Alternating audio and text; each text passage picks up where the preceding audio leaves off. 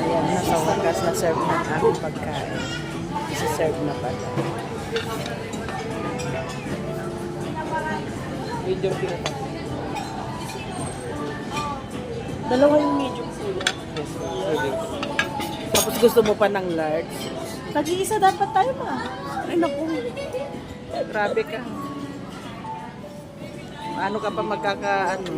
Bakit pwede mo naman i-tap out i-tap out. Oy. Sir, na. Bakit yan na yung gusto? Hindi pa magugot ang kal.